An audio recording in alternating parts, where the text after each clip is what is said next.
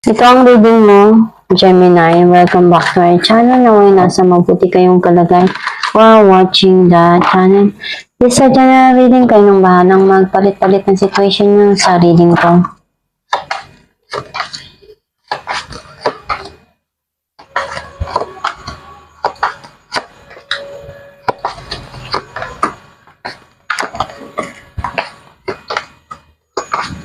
At the bottom of the deck, Five of Swords. Nakikita ko na may mga bagay kang binabago na nangyari dun sa nakaraan na hindi mo nagustuhan. Ang mensahe ng card mo, may parating dito na magiging masaya ka.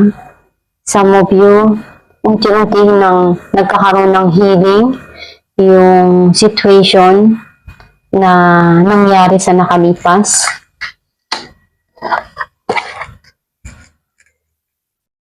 May pinagsisihan ka dito. Some of you, you refuse some offers. Ano ng end of cycle and may darating dito na new cycle. Some of you, nakikita ko yung peace and harmony na ibibigay para sa inyo. May mga minamanifest ka na changes na gusto mong makuha or makamit.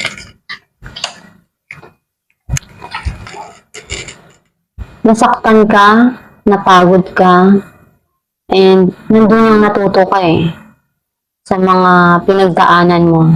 Maraming man na nangyari sa buhay mo, natuto ka na doon sa mga pinagdaanan mo, kaya dumistansya ka na, binigyan mo na ng wall yung puso mo para hindi ka na uli masaktan.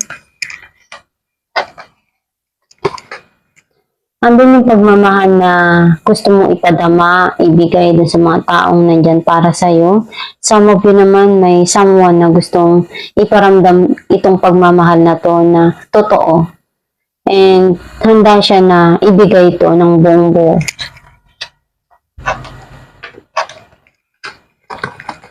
At the back of your mind, may mga bagay ka ditong pinag-iisipan ng malalim, pinagdesisyonan, at pinag-aaralan mo kung ano pa ba yung pwede mong magawa doon.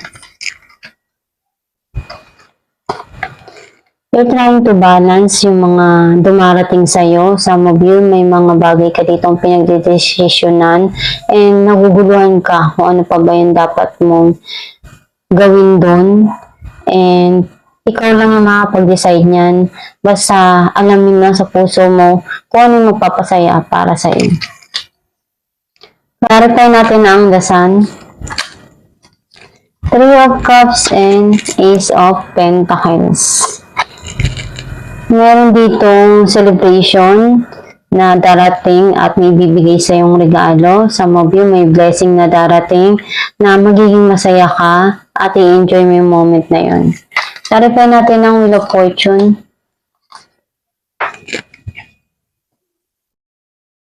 The Moon and the Hierophant. Alam mo kung ano makakabuti para sa'yo. May mga bagay ka dito na gusto mong makuha. Pinag-iisipan mo kung paano ba maaabot yung katahimikan na hinahanap mo sa buhay mo. Clarify natin ang Nine of Wands. Five of Cups and Temperance. May mga iniisip ka sa nakaraan na pinanghihinayangan mo. And you need to balance yung mga dumarating sa buhay mo para hindi ka ma-burn out. And habaan lang yung pasensya mo. Huwag magpadalos-dalos sa mga desisyon, sa mga gusto mong gawin sa buhay. Basta alamin mo lang kung tama na ba yung mga bagay na uumpisahan mo o gagawin mo. Clarify natin the Moon.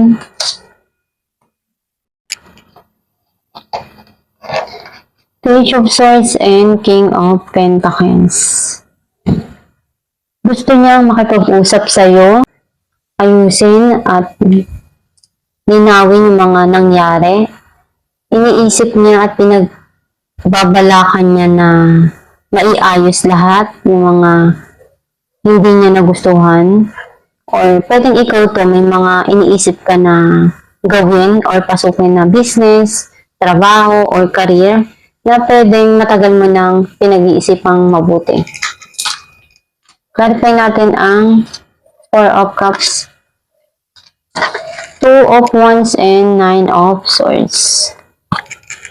Naguguluhan ka pa doon sa mga dumating sa buhay mo o pagsubok na pinagdaanan mo.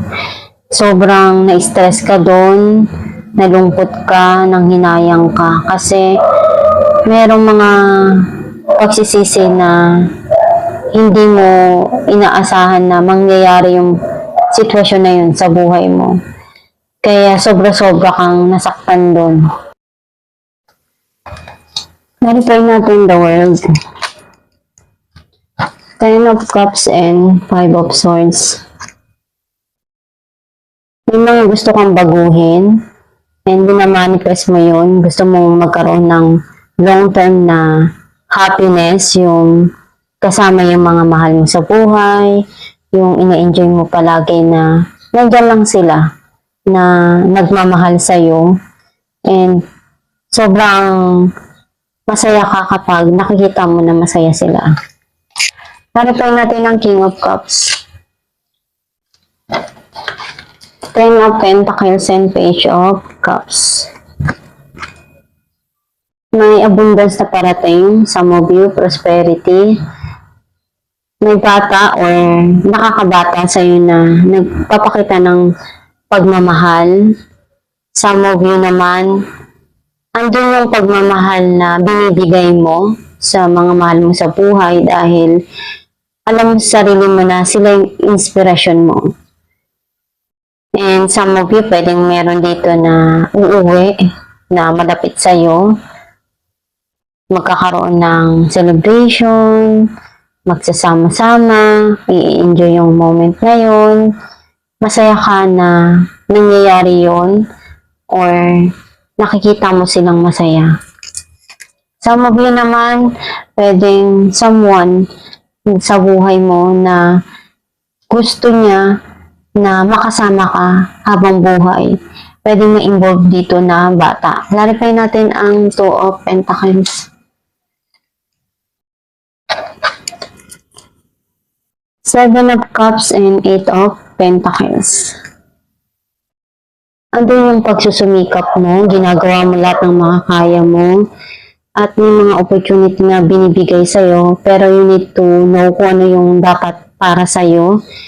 And kasi naguguluhan ka pa kung ano yung dapat mong piliin, yung dapat mong umpisahan, kasi may mga bagay ka dito na hindi mo alam kung ito na ba yung dapat mong tanggapin or gawin, kasi may mga bagay na andun yung pagsusumikap mo, may mga opportunity na dumarating sa buhay mo. You need to balance and piliin mo lang yung makapagpasaya sa puso mo. Kasi naguguluhan ka pa kung ano yung dapat mong gawin, umpisahan dito. Alamin natin kung ano mensahe ng yung gabay.